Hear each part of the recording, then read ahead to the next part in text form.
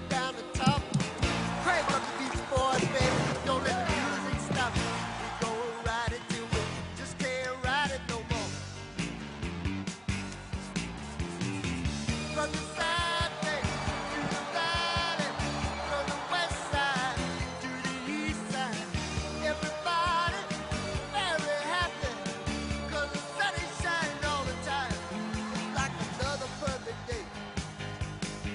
I love LA. We love it.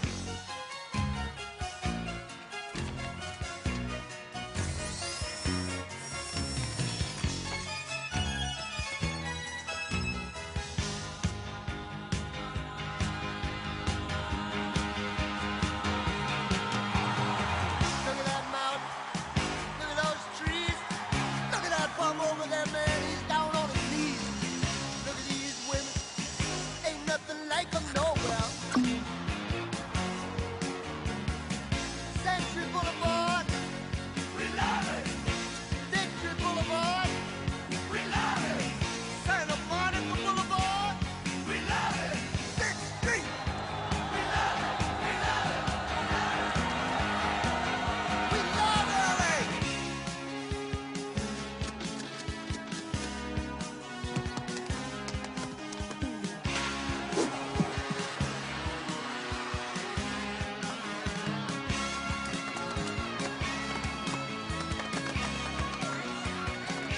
I love LA.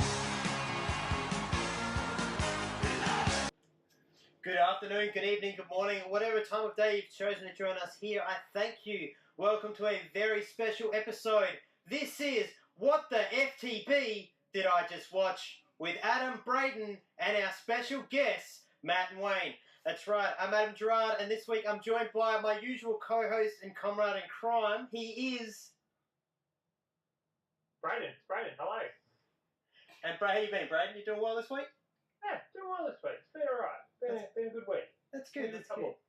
I actually decided, since you did such a shit job of suggesting Napoleon Dynamite, I'm going to hold open trials to see if it's worth replacing you on this week's episode. So, meet two of the people who could replace you. You've already met them before, obviously, but if you're new to Cabana Productions, these two, with Braden and I, host From the Batcave, which will be returning with a new format and a new season very soon. Anyway, regardless, you can head over and check that out. I'll let Braden give you the plug on that in a little bit, but please welcome our two co-hosts for this week. They are Wayne Campbell. Hey, how you going? And Matt Richards. Howdy. So guys, welcome to the What the Fuck-averse. We started you off with something light, something easy, Naked Gun. Obviously, it's a seminal classic. I think we can all agree on that. But before we really get into dissecting, talking about the film and doing the plot and all that sort of shit, how you guys been? You good? Good. Glad to be back. Yeah, welcome back. Thank you. Thanks. Hey, it's not just me this time. We're much nicer on this show. It's a much more friendly, looser show as long as he's not making me watch Napoleon fucking Dynamite. That movie sucks. Serious? You with me on that? I fucking Oh, hate that sweet. movie. I haven't watched it. That's 3 in 1, Braden. That's It's fantastic. It's not. It's not good. Nah, it's not. This is a good film, but before we get into that, let's just have a general chat about how things are going, where things are at. Guys, as I said at the start of the show, you host From the Batcave with us. Now, From the Batcave has been on a bit of a break. It's been nearly a year. I'm just going to read through my notes that I got from the guy who runs that show. Hang on. It says here, it has been roughly a year since you all last recorded a show. How are you feeling, and are you looking forward to getting back into it? That was submitted by A. Jared. Yeah, I'm looking forward to getting back into it. The new setup, new style, new feel. Pretty keen to get back into it so I can yell at Braden and tell him how much of an idiot he is. Well, you're always welcome here to do that anytime. That doesn't stop. There hasn't been a year break for that. No, I'm pretty keen to get back into it. Yeah, but how are you, Wayne? Yeah, I actually miss it. Yeah? Yeah. Yeah. Is that because you miss talking about Supergirl's skirt and whether or not it moves and the CGI or something? Heat vision is blue or red. Yeah, I still prefer red, but yeah. Well, yeah. So there you go. That's the kind of witty repartee you can expect from the Batcave, just with a lot more general yelling at each other and love of a character named A lot of Heatwave. hatred. Well, Hayward Short Heatwave though. We do love Heatwave on this show. Heatwave's the best. But if you're into Legends of Tomorrow, you can find those reviews there. But enough about From the Batcave. I'll stop the shameless plugging for the moment to run the ad later in the show. For now, let's talk The Naked Gun, yeah? And guys, before we get into the recap, before we get into any of that, what did you guys remember about The Naked Gun and things like that before you actually went back and watched it tonight? The water outline of where AJ Simpson fell into the water was my first one. And the tit-shaped silos. Everywhere he looked, something reminds him. Yeah. I had to say Priscilla Presley. Of course. Fucking of course. But she was hot. She is hot. And I'm pretty sure that was her first movie. Oh, hang on. I'll do the research for you, mate. I'm not sure, but I'm God pretty forbid you come in prepared and actually able to tell these things. No. Shit. Have you seen a photo of her lately? No. No. Don't ruin it for him. Wayne clearly the I only don't thing he care read about about- this film was Priscilla Presley. Plus, this is Hang Wayne. on. This was set in the 80s, yeah? Yeah. Yeah, I'm old. Trust me, I'm old. No, you hate the 80s. I'm pretty sure you hate the 80s and the fiery passion Yes, of hell. Technically, though, whilst it is set in the 80s, this is very much a parody of 1950s films. Yes. I'm still trying to find out whether it was her first film, folks. I apologise. He's just completely just throwing me in the shit here, as Wayne loves to do. Yeah, fuck up free, mate.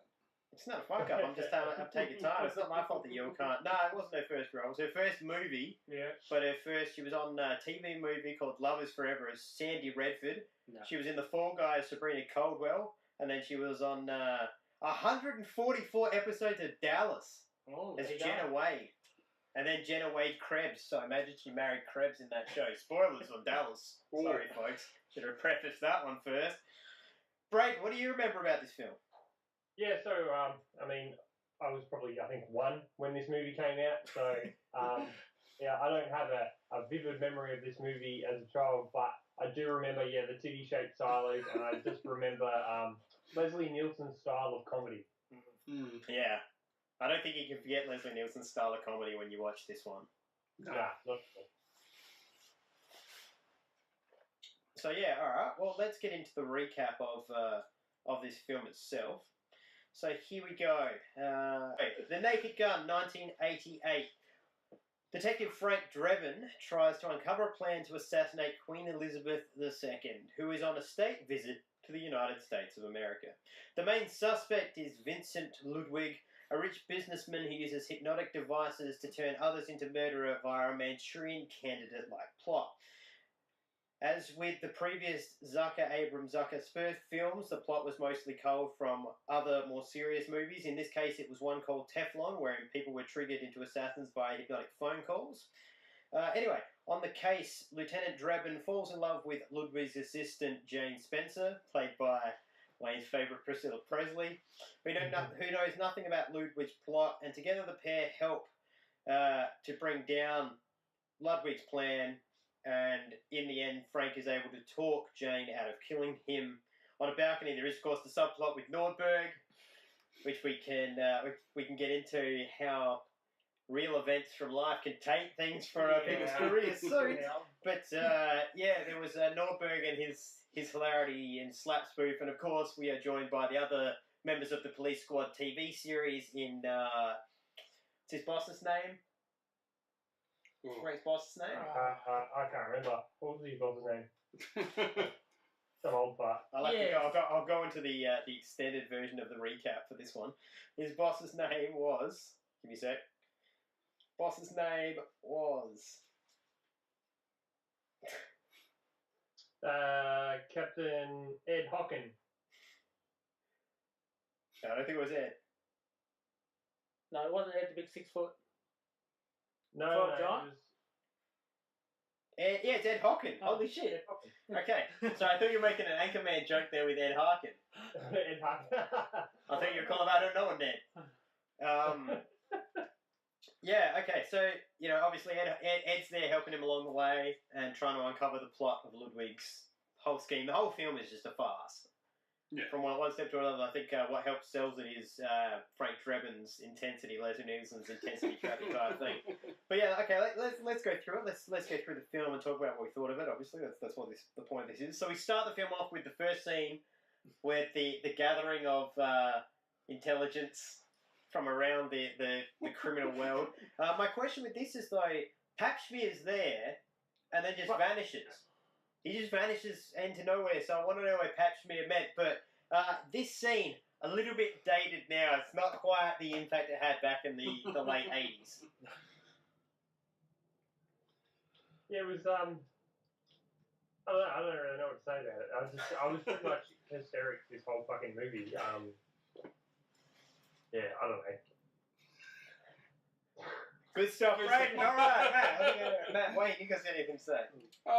Yeah, it was, I distinctly remember watching it and then seeing Leslie Nielsen, or you don't see him, but saw the cart boy on the side. I'm like, that's Leslie Nielsen again. I'm like, it's like all coming back to me.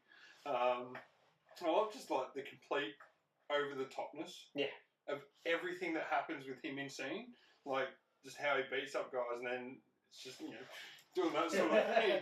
Like, it's just completely just outrageously over the top and drawn out. So that's the comedic value of it for me. And they can do the same joke over and over and over again, and it's hilarious every fucking time. Like, every time he pulls up in a car, he hits something. Funny every single fucking time. And he completely stuffs up what he's trying to say. He stuffs it up every time or takes the wrong meaning from everything. But he also doesn't realise that nobody else... he thinks what he's saying is comforting, like where he's in the part, like skipping ahead a bit, where he's in the hospital bed with Norberg, and like Ed's like, oh, this is terrible. Don't you worry, Wilma. Your husband is going to be all right. Don't you worry about anything. Just think positive. Never let a doubt enter your mind. He's right, Wilma, but I wouldn't wait until the last minute to fill out those organ donor cards.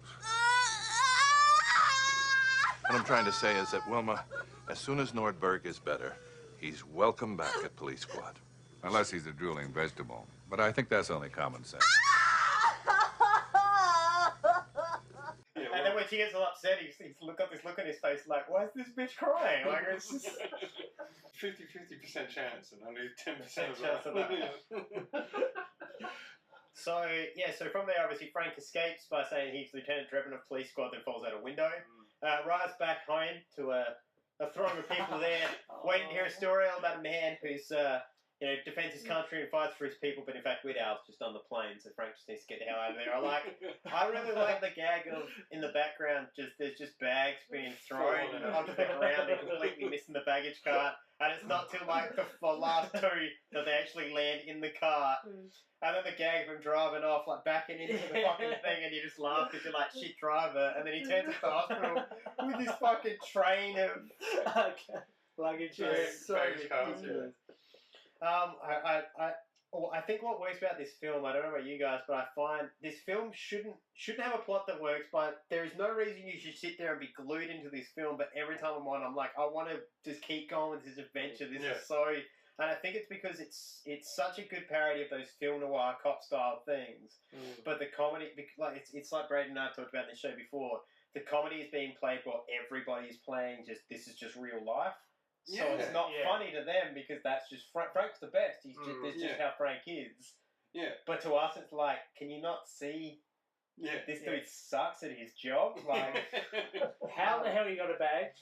Why the hell they gave him a gun? Well, like later where he's cleaning out the fucking file cabinet where he's been fired. It's not yours. Clears that guy.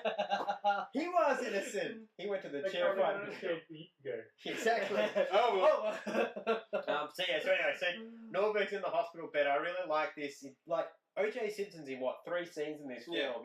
I would argue he's probably the most memorable part. Of the film. At least the most memorable character to me is Nordberg, and there's this hospital scene I love so much. Oh, Frank, I'm so glad you came. Well, that's good to see you. I came as soon as I heard. Well, thank you, Frank. You bet. Where's Nordberg? He's right here, Frank. Right. Nordberg. Me. Frank, your buddy. I'll get it! Get the switch on the bottom of the bed! Nordberg. It's me, Frank. Now, who did this to you? Love you. I love you too, Nordberg. Who were they? Ship. Boat. That's right, Nordberg, a boat. Now, when you're better, we'll go sailing together on a boat. We'll take a cruise just like last year. Drugs. Hey, nurse. Quick, give this man some drugs. Quick, can't you see he's in pain? No. Give him a shot, quickly. No. Heroin. Heroin, Frank. Nordberg, that's a pretty tall order. You're going to have to give me a couple of days on that one. I just love that. Just that's how much he loves his partner. It's just like, you want heroin? I'll get you heroin, no, but just give me a couple of days. But I actually like the boat scene. You know, when Norberg gets his gun, got the badge, kicks the door, but the foot goes in. Giving everybody time to pull their guns out. Yeah, they're doing, what the hell? And even his death scene where he bangs his head, burns his hand on the pot fire, gets wet painting himself. Oh, jams his hand in the window. Yeah. I like the whole. Come, drop your guns. One dude drops his gun, and everyone's like, "The fuck are you doing?" They all had to stop and look at that idiot. Oh, it's so good. I also I love too Frank's reaction when Wilma gives him the photo of the boat, and Ed's like, "I love it." When he said, "I love you, Frank," he was talking about the boat. I realised that now. So from there, that leads Frank to needing to go and check out the docks where we get the amazing scene where he's bribing a dude and the guy's bribing him back with the same money. And Frank walks out $20 a head because of this. Oh, man. He just popped me 20. What about now? Just so stupid. As you mentioned, Matt, there's the moment with the chalk outline floating on top of the water, where he's floating face down for 3 hours before they pulled him out of the water. When he's just in a coma, and he's cleared for like every fine in a week. I like it. You know, he's almost conscious. There are points when he's in the hospital and he's nearly conscious, and then all of a sudden something will happen, and then he's not conscious. Like Frank giving him drugs, and quick, get him drugs, knock him out. And he's like, no, I'm good. Then he's getting killed by a pillow, which puts him back into his coma. I like how the villain throws the pillow at Frank, and Frank's like, oh fuck, this pillow's got me. We'll get to that scene, and that's comic gold. So anyway, I do love in the hospital scene. It has one of the best uses, in my opinion, of exposition in a film where Frank's Photograph. I love you out of Caracas. A Panamanian ship.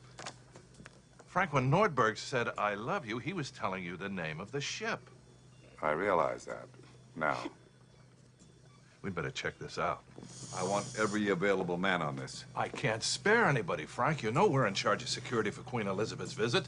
I'm short-handed already. Wilma, I promise you, whatever scum did this, not one man on this force will rest for 1 minute until he's behind bars. Now let's grab a bite to eat. Yeah, come on, Wilma. Like, it's just such a nice... Like, it's that piece of... here's the information. Queen Elizabeth is coming to town. Yeah. These guys are protecting her. But it's not given to you in a way that comes out of nowhere. It's an actual thing that Frank wouldn't know that. He's been in Beirut for, like, however many weeks. So from there, they go to investigate Ludwig's office for the first time. And this is where Frank finds their pen that can't be broken but is only impervious to water, puts it in a fish tank. Then stabs the fish, which bites his nose. Yeah. He then.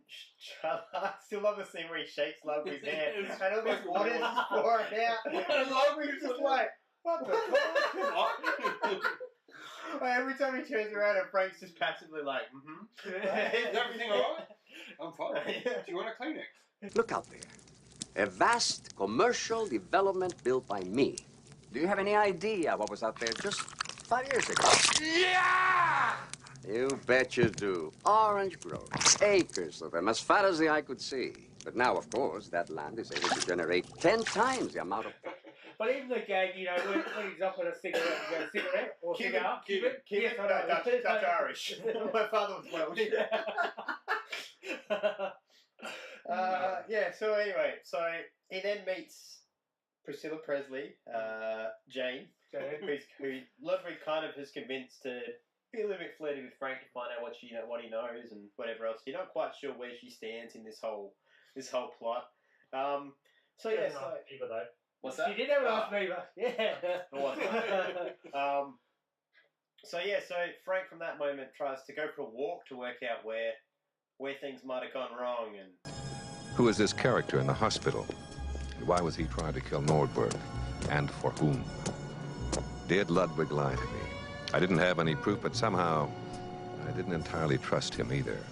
Why was the I love you not listed in Ludwig's records? And if it was, did he know about it? And if he didn't, who did? And where the hell was I? Like he's walking, it goes to the hopscotch thing. He does the hopscotch. Yeah, like I say, all these shots are classic 1950s film noir shots that clearly Abrams Zucker watched these films and then were like, you know what would be funny? Would have been if he'd done a hopscotch. In between lines of coke, I'm talking about. So yeah, so Frank ends up back home and does several wicked backflips to make sure his house is clear. And then finds Priscilla Presley cooking a beef roast in his shirt, which Frank likes incredibly hot and very wet. And so yeah, they proceed to have dinner and then have intercourse in their full body condoms. Practice of safe sex. That's safe sex. But then later on he says. But before that, I love the suit. Oh, the tearaway suit. Yeah. That I wanted. Of course you wanted that. Let me just slip in something more comfortable. And he was in a suit with a like it's got a pocket seat. Ah, that's better. So fucking. And he gets in there, and then she's like in this dress as well. And the bit where she's sucking at his finger, he's like, I got 9 more of them. He's like, that's kind of weird, dude. Kind of half expecting her to like shove them all in their mouth at the same time after that comment. Yeah, I thought that was going to happen. That's more Naked Gun 3. So from there we then head to the press conference where Lieutenant Drebin is here to announce that he's going to protect the Queen, but his microphone doesn't work, so he has to get a new one that's way too powerful. And then the piss gag of all piss gags. I don't think anything's ever topped the piss gag of this film. It is amazing. It really is. Of course, we all have a stake in seeing that this portion of the Queen's American Goodwill Tour is completely clear. And we can all take pride that the Queen has chosen our visit.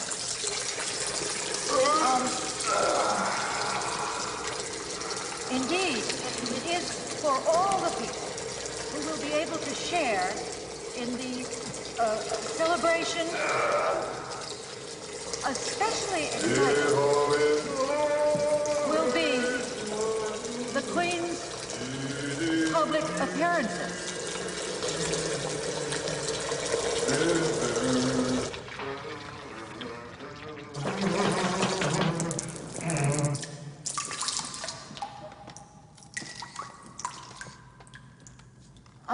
We also would like to...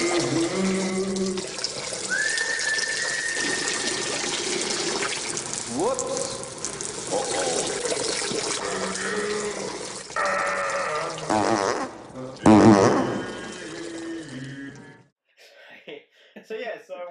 No, I'm pretty sure it happens again in one of the other Naked Guns. Oh, I'm sure it does. And it goes on for longer. I'm sure it does. Yeah, this is obviously where also the mayor tells Drebin that she doesn't need him around. There's these matters. He's a bad copy, you know. Oh, Drebin, I don't want any more trouble like you had last year on the South Side. Understand? That's my policy. Yes, well, when I see 5 weirdos dressed in togas stabbing a guy in the middle of the park in full view of 100 people, I shoot the bastards. That's my policy.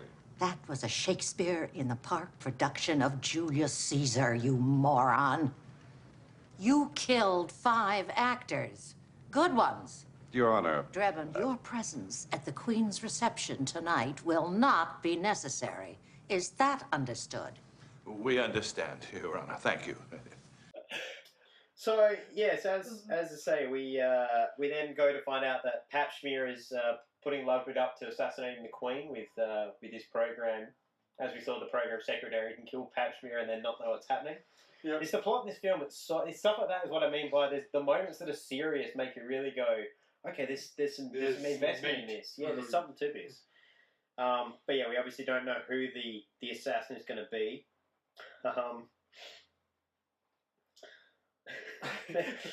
We then Drebin. Somebody tries to kill Drebin on behalf of Ludwig at the meat and the hot dog factory that also has acid in it. And then the guy gets knocked into the acid. And that scene of the hand going into the acid, this film came out before Batman, which means that this actually beat Tim Burton to that iconic moment of the hand dropping into the acid, which makes you think it's from a 1950s film noir film in the first place. Yeah. So then that's where we find out that the Queen is going to be killed at the baseball game. So Frank's going to get to the baseball game and stuff where he's going to kill the Queen.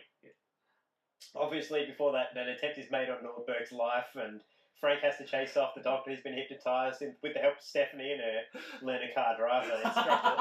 That was good. Which is just one of the best scenes ever. Go for it, Stephanie.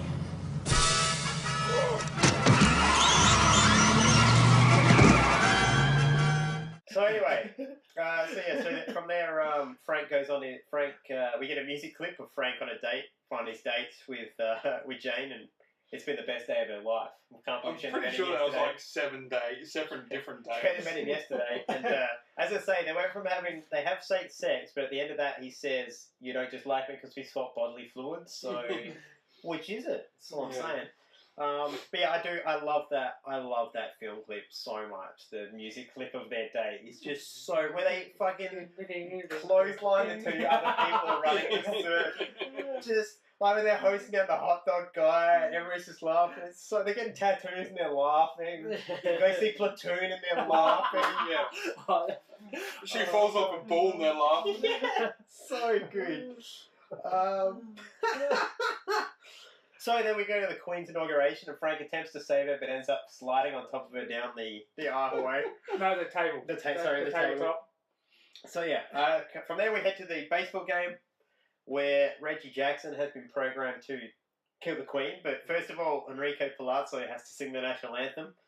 On the occasion of Her Majesty's royal visit, please welcome internationally renowned opera star Enrico Palazzo.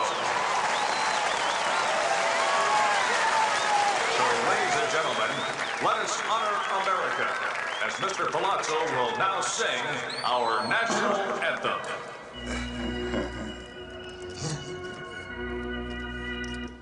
Oh, say, can you see by the dawn's early light what so proudly we hail in the twilight's slack gleaming, whose bright stripes and broad stars in the perilous night for the ramparts we watch.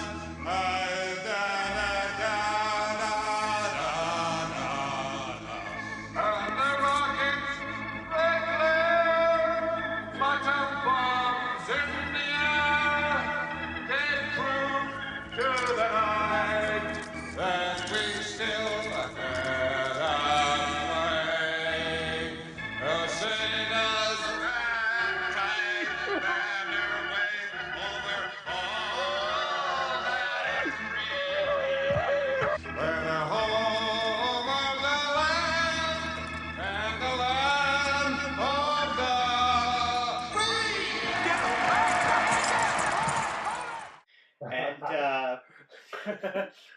And Frank Drebin has to be the home baseman or the home base umpire who really loves yelling "Strike!" So yeah, of course Frank isn't able to stop Reggie Jackson from being programmed, but eventually does stop him from assassinating the Queen by knocking him. How do they stop Reggie? They knock Reggie out, don't they?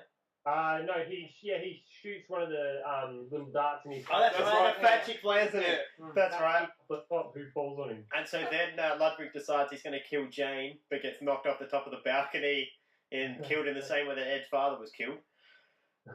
And then from there, Jane is then programmed to kill Drebin. Drebin talks Jane down, and even though he's known her only 2 days, he bought an engagement ring this morning for her, and it's waiting for just a private moment to give them when they be alone. This, of course, stops the fight between the baseball players. And in good news, the mayor's reinstated Frank Drebin back now with a promotion to captain, but don't thank him. There's somebody else here who wants to thank him first. And it's Nordberg back to say, Doctors are clipping to be back in a week. If only everybody had a friend like Frank. So yeah, that was The Naked Gun. So we'll be back in just a few minutes to discuss our thoughts of the whole plot. It's the plot of it. We'll be here to give you our thoughts and a full breakdown of it on the other side of these ads. Braden, let's hit him.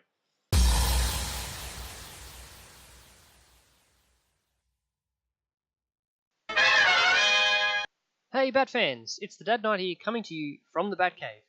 Coming soon will be new and improved episodes of From the Batcave featuring the other members of the Just Us League, Red Thunder, The Probe, LL Cool Elder, and myself, as we bring you weekly video casts featuring DC on TV shows such as Arrow, The Flash, Supergirl, and Legends of Tomorrow, plus all the latest comic book movies and much, much more. Head to www.frombatcave.com for all the info and links to our episodes. That's www.frombatcave.com. Hope to see you there, Bat fans.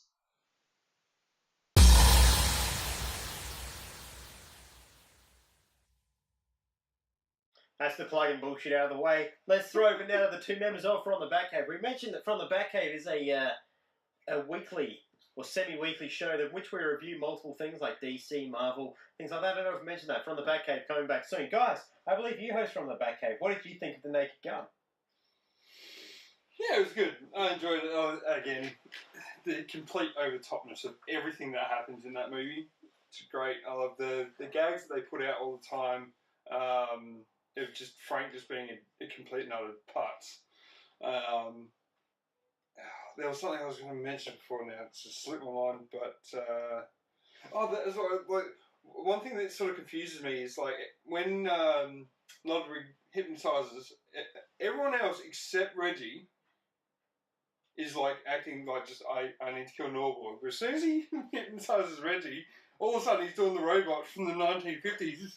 I must kill the Queen. Yeah. I'm just like, what the fuck? I think that's Reggie Jackson's acting ability more than anything else.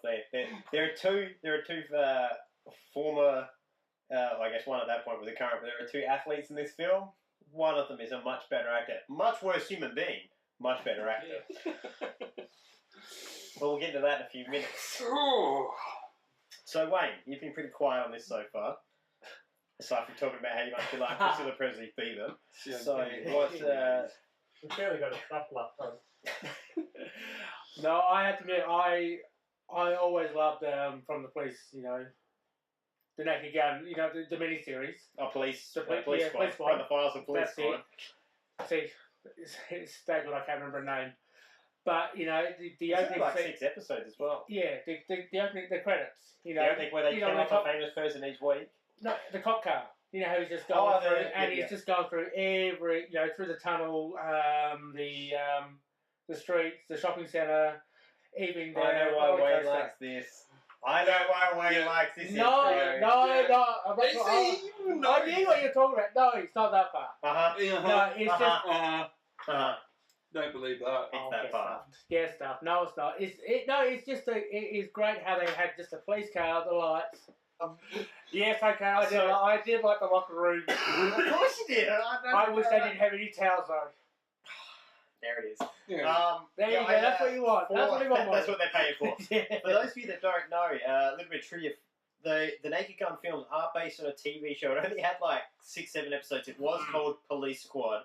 And every show would start with, before the credits even rolled, you would get the intro thing of this is who's in it. It's Leslie Nielsen, this person, that person, and special guest star, whoever, and they'd be killed instantly before the episode even started. So it wouldn't be in the episode. They'd just be killed. The episode would have nothing to do with their death. It just started with somebody getting killed, and then now into the Files of Police Squad. And it always ended, every episode ended with a freeze frame, but they didn't actually, like, the actors just froze.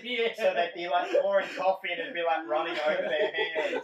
But because they're all acting and it's meant to be like the characters are meant to have frozen, not the actors. Yeah. They're reacting like they're burning themselves with coffee and shit like that while they're pouring it over. It's so that was ridiculous. a classic, yeah. So ridiculous. I do have to say credit to the guys that did the editing for that police car because adding the headlights and the blinkers and stuff in like the prop department. Yeah, because back in those days that was practical effect. The way that's done is pretty much a chair. You sit in the ultimate director's chair, almost like a wheelchair, and it's built with most of the time it was just a chair with the camera and that piece of metal with the light on it. For that one, they built 2 headlights into the front, so when it pulls in, but it's still just a dude sitting in a chair. But it did look. It looks legit. It looks legit like it's a car. So props to them for that because that was actually pretty cool. Yeah, that is a stupid. That is one of the stupider jokes, especially since he keeps changing the height of how tall that car is. Yeah. So what else do you think, Wayne? What for you? I mean, I know you hate the 80s, so if you don't like this film, says to me. So what is it about this film that for you allows you to look past the 80s? I think it's the ultimate spoof. It's the ultimate spoof comedy. It took the piss out of everything. Even like the laboratory, the lab. Yeah. When he goes around the wall. Yeah, he goes around the wall, and you Twice. can see. He does it twice. And and as well as the 10-foot the giant aide Frank. No, not Frank. No, not Frank. I'll get his name. I should know his name. Even though he's not, you can't see him. No. But he's you can't see his face out. Yeah. But he is the ultimate. There's a gag a lot of people miss in The Naked Gun. That's one of my favourite gags that has to do with Al, which is when he's eating the banana in the lab, and it's on the other side of your mouth, and people think that like the natural thing is it's on, as in it's not on the left side, it's on the right side, but he actually is doing the reason the piece of banana comes out is that it's on the inside of his mouth. So firstly he rubs the outside of his mouth, it's on the inside, and that's why the piece of banana comes out. So as I say, that gag, it took me a long time to get that gag. When I finally did get it, I was like, same way like the ankle gag. I actually had to Google today what that gag is about. That's a nice ankle bracelet you have. Did that slip down there? The gag is that she's that thin. She's that thin that when she reached up to get the beaver, it slid all the way down her body to her leg. That's the gag. But I was just like, that one I did not get. Yeah, I didn't get that one. I just love this, how this movie is so fucking stupid, but it's so fucking clever at the same time. Well, whilst watching this, I'm thinking to myself, how the fuck did they come up with this? Like, he's cocaine. walks to his apartment at the end of the night after getting fired or whatever it was, and he takes his shirt off and he takes his jacket off and then goes to take his gun. The bra. The bra back. Like, who comes up with this shit? 80s is the year of cocaine. Oh yeah. I still like the part where he's going through his fridge and like the cheese starts bubbling and the Chinese is like so old it makes him pass out. I like the gag with that one. And she's like, "Didn't that place shut down 3 years ago?" He goes, "Can't been that long." Oh. And his milk is just yogurt. Yeah. And the freezer that's just fucking iced up and everything. Ice block. Yeah, oh god. There are some great gags in this film. I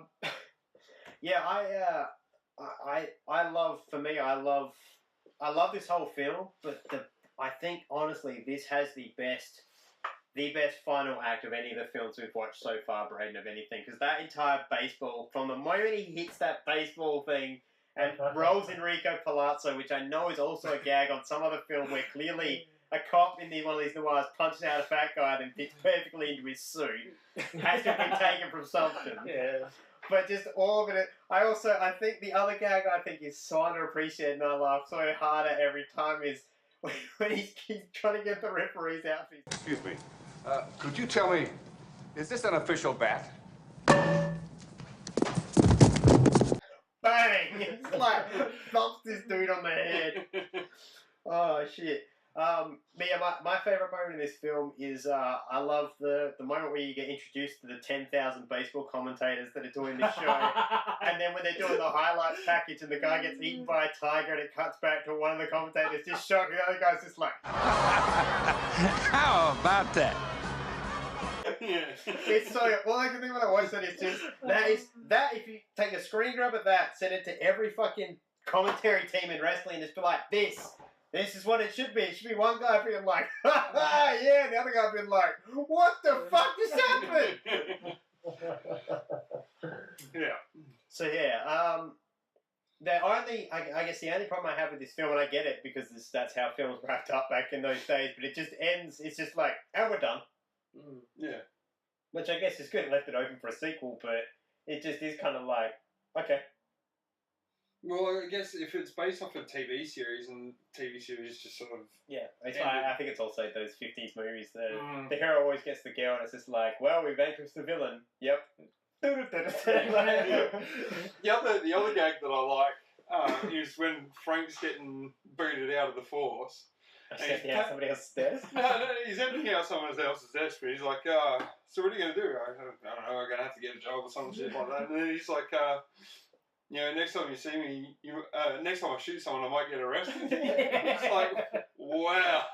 Yeah. Way to bring that. I have to say, there's the moment at the end where Priscilla Presley or Jade has the gun pulled out, and Frank, all these cops pull their guns out, and Frank's like, no, don't shoot. I'm like, Matt was watching this in my house. I turned to Matt, and I'm like, shit, that would never happen in this day and age. She wouldn't even get to say that. The bitch would let, like, the gun would move like a millimeter and every gun would have 16 rounds. Exactly. Spray around there. They would have to rebuild that upper level because the bullet damage would have destroyed it.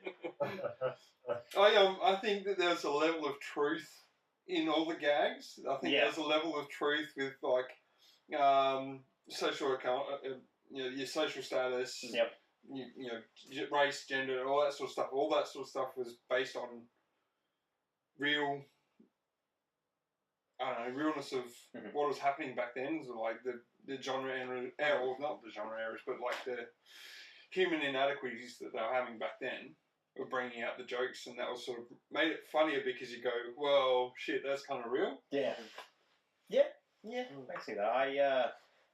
Okay, see, the time has come to talk about the elephant in the room. Does watching this movie, can you watch this movie and not think every time he comes on screen, yeah, that fucker did it? I'm talking about Nordberg, OJ here. Like, let's be real. Let's be real. Maybe I'm going to go on a line here. I'll say allegedly, just in case he sues us. But if you read all the evidence, he did it. It's like, I watched a Netflix series on it recently. Yeah. It was a pretty good series. It was just one season. Was it the one with Cuba Gooding Jr.? Yeah, well, with Cuba Gooding Jr. and John Travolta and it was really good. But fuck, man, there's no way that guy is fucking guilty as fuck. Yeah, they played some amazing pieces of legal trickery. Like they ultimately came down to the glove, which had been stored improperly and still soaked in blood, meaning it was going to shrink, and he put it on over the top of a latex glove, which if you want to go home and try putting a leather glove over the top of a latex glove and tell me how you go with that, it's not fucking easy. Plus he also, like, if you watch the way he's holding his hand, you ever held your hand like it's a fucking demented claw when you put on a glove? No, you fucking hold your hand straight and you pull the fucking thing on. You don't go, so how do my fucking fingers work? I can't, it doesn't fit. You must be quick. So yeah, now we've got that little piece out of it. Does it affect watching? Like I say, can you watch? Because for me, every time I watch this, I can it's the wrestling in me. We've got Chris Benoit. If you don't know who he is, Google it.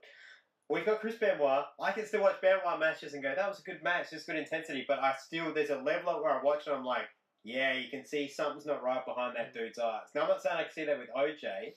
What I can see with this, I can see how he got away with it.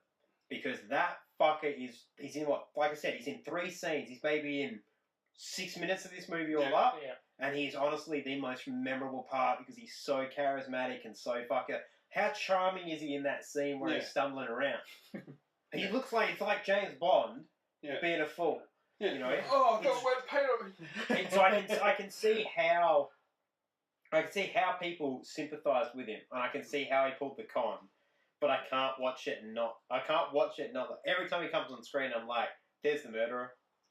Yeah, I can't.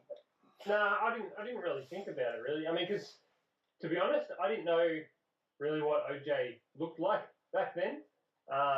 So I didn't It was know black. which one is OJ. What? Hang on, It was- Braden. This is what he looked like. I did it.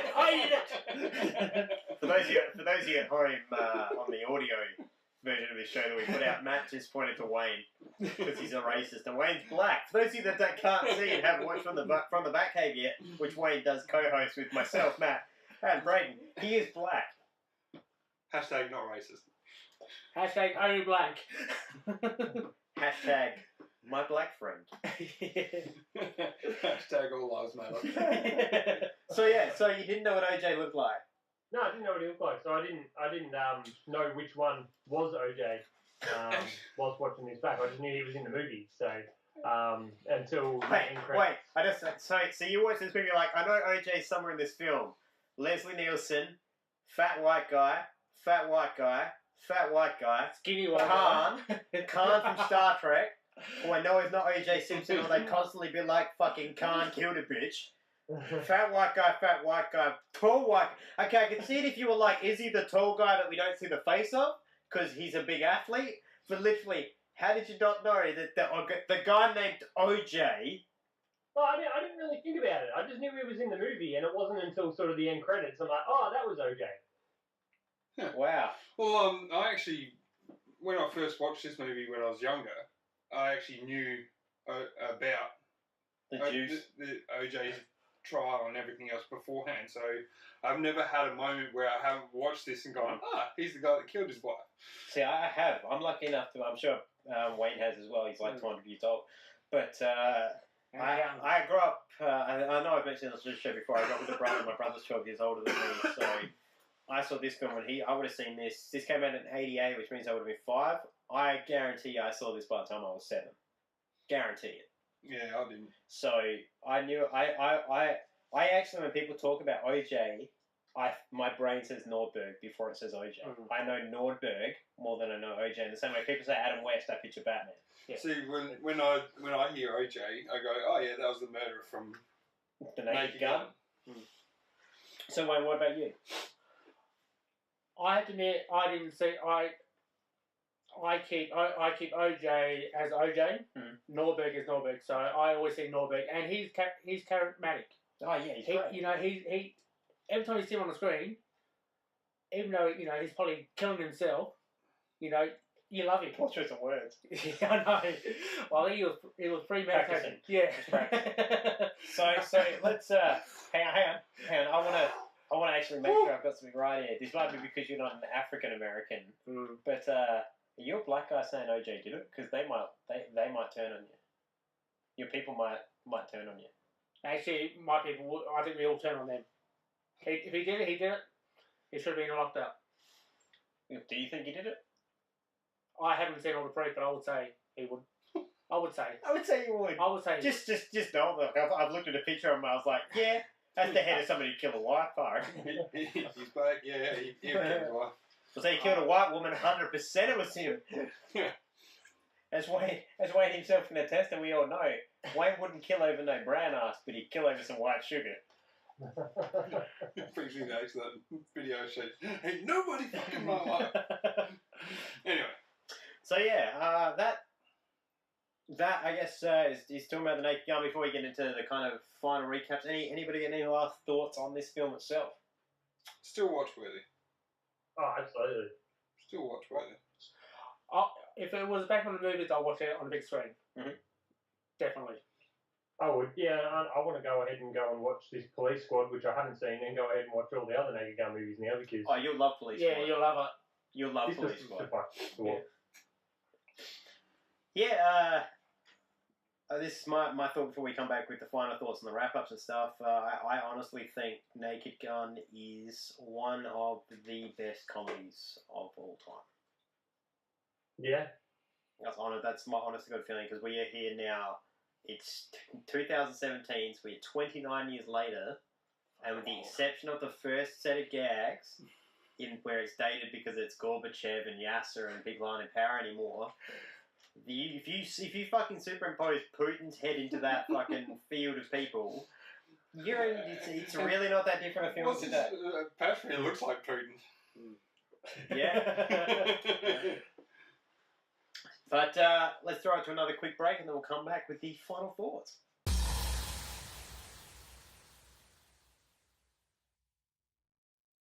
Hey you. Avid podcast listener, do you like pop culture?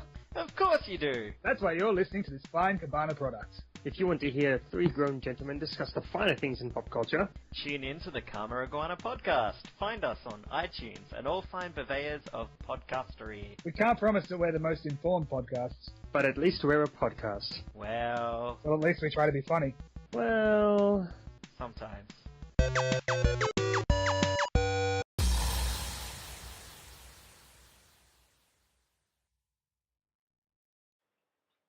And yeah, be sure to check out the Karma Iguana for all your pop culture lifestyle needs. Now, the Naked Gun.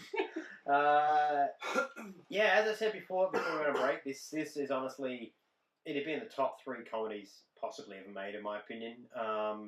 It's absolutely I can't say watch this enough. I basically watched this once to write down my review and my recap and all the stuff I love, and then I watched it again basically today while Matt was here and was still just laughing as hard at the gags.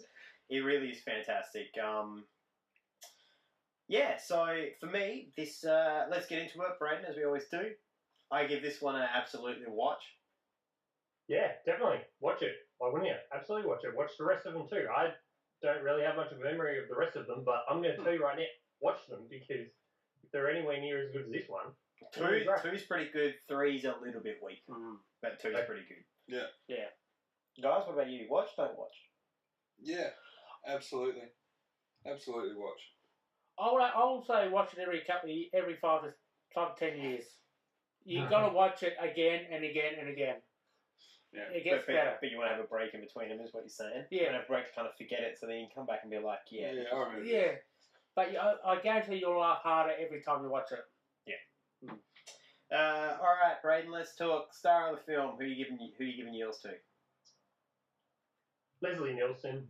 He's sort of he's a very, very, I guess, memorable character or actor from my childhood.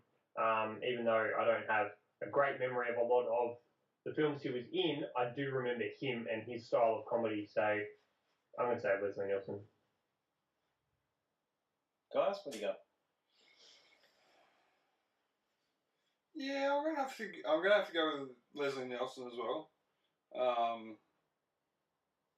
Yeah, it's just the most memorable part of that movie is just his stupid face and his like the stupid faces he pulls, and he's just complete confusion about what the hell is happening around him. Funny face. Yeah. See, I remember from Roseanne as well and his massive schnoz, but anyway. No, that was Steve Martin. Was it? Yeah. Oh. Yeah. Fuck that up.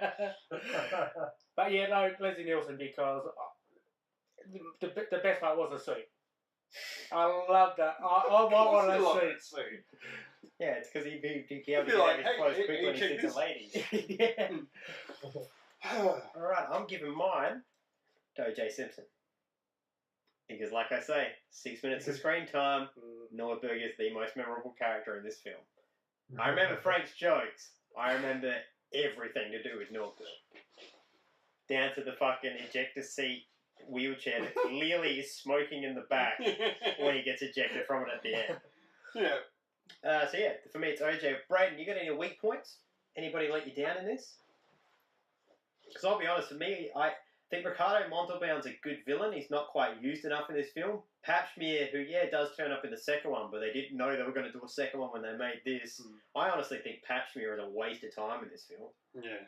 Serves no purpose. The fucking Ludwig could have just chosen to fucking want to do it for any reason, or conversely, I know they didn't want, like, the whole point is the reason Papschmier is at the meeting at the beginning is to show that he's one of the bad guys that Frank runs into, but you could have done that with it being that Ludwig was doing a presentation and went out one door as the tea trolley came in through the other door, and you wouldn't even need Papschmier in the first place. Yeah. So, Papschmier is just a useless character, and he looks like a cockhead. Still looks like Putin, in my opinion.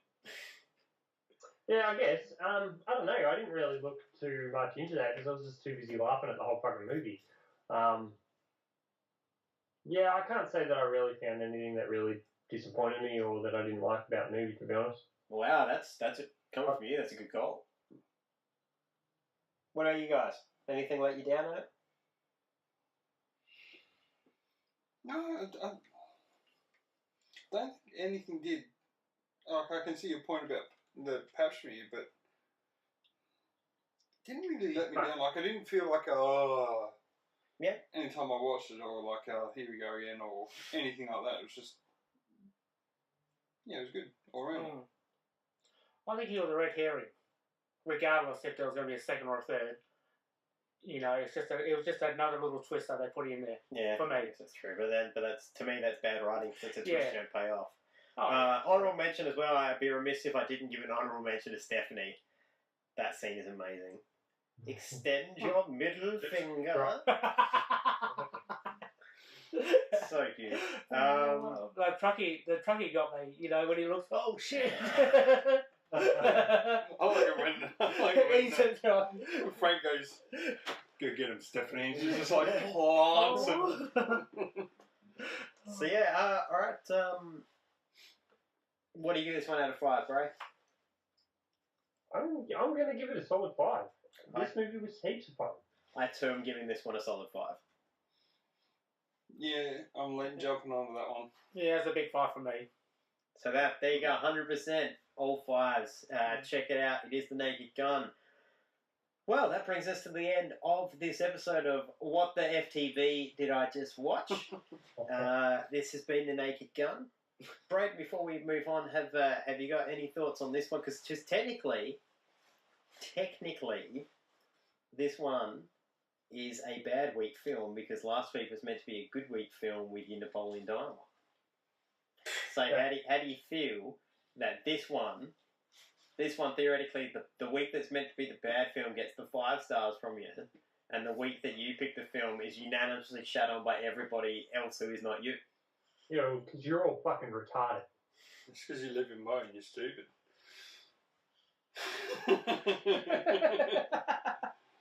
Wait, look at that podcast, I'm giving everyone the finger. Just so you know.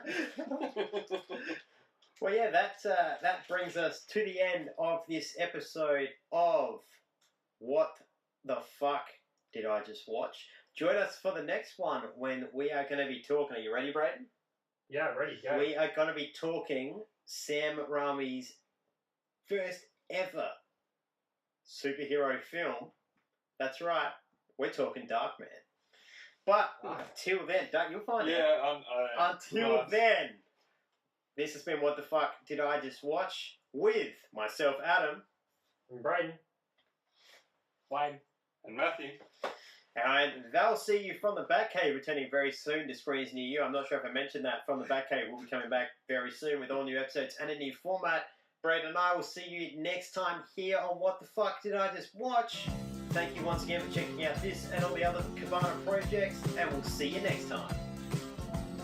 Alright, well yeah, Naked Gun, I still think, as I say, I think it's one of the best films of all time. Second one's pretty good, third one gets let down, but yeah, if you haven't seen Police Squad, Braden, you've got to see it. Yeah, I'm going to go and get my name Well, let me tell you something. You're on to something good, Braden. Yeah. So guys, thanks. I think, yeah, they were on to it when they wrote this called okay. Guys, thanks for joining us here for this episode of What the Fuck Did I Just Watch? So, for those the fans who are now listening going, I want to know a bit more about these two selfish bastards, I guess this is your time to tell the people home, why should they listen to From the Batcave? Or watch From the Batcave, since this one's audio and that one's video. Alright, so if you like just a bunch of dudes having a good time, yelling at each other for no apparent reason other than making just random arguments at each other over stupid things, whether the dresses move in movies or whether it's red or blue heat vision. No, it's a good all round just belly laugh over stupid stuff. Yes, and there's a black man in it. On the show, there's a black man. And this one's not guilty of killing anybody that we know of. Allegedly. It's right here, allegedly. But I hide that knife. His body count may go up after this episode. There may not be an FTP. Oh, there's if you want in memoriam to me. No, it's good laugh, and yeah, we just take the piss out of everything. That's the only way you can do it. Especially Mo. We hate Mo. Yeah, most of the time we take the piss out of mine. But no, it's a good conversation about all the DC and Marvel stuff going on in the universe and where we think films and TV are going. Yeah, so if you're into Marvel and DC related matters, definitely worth having a listen or watch. And have a say. Yeah, definitely. Because, you know, we want to smack one of these guys, not me. I want to smack one of them. So tell me who. Adam, definitely slap Adam.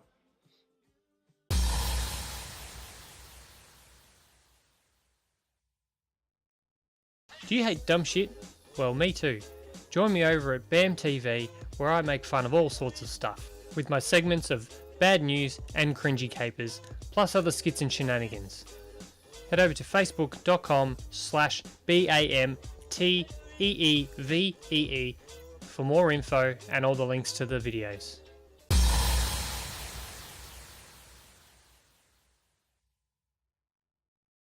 This has been a Cabana production.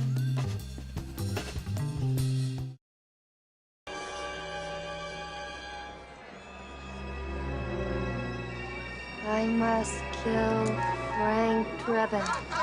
I must kill Frank Drebin. No, don't shoot. Jane.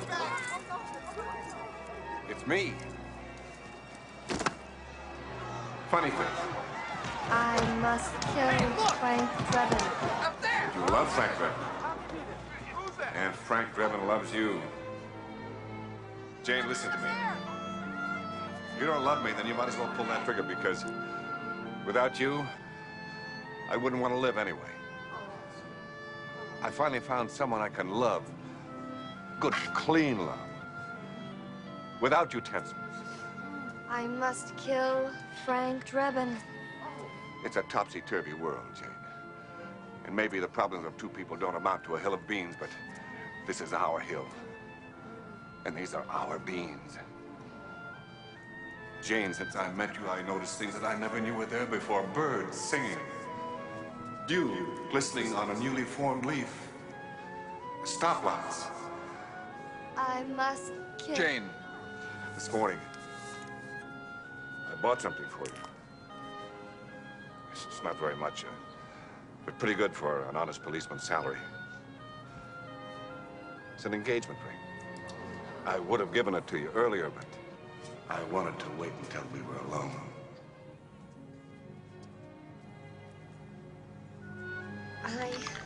I love you, Jane.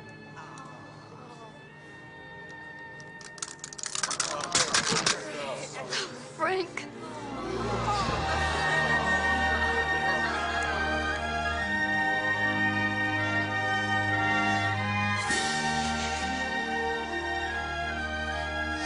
I'm sorry.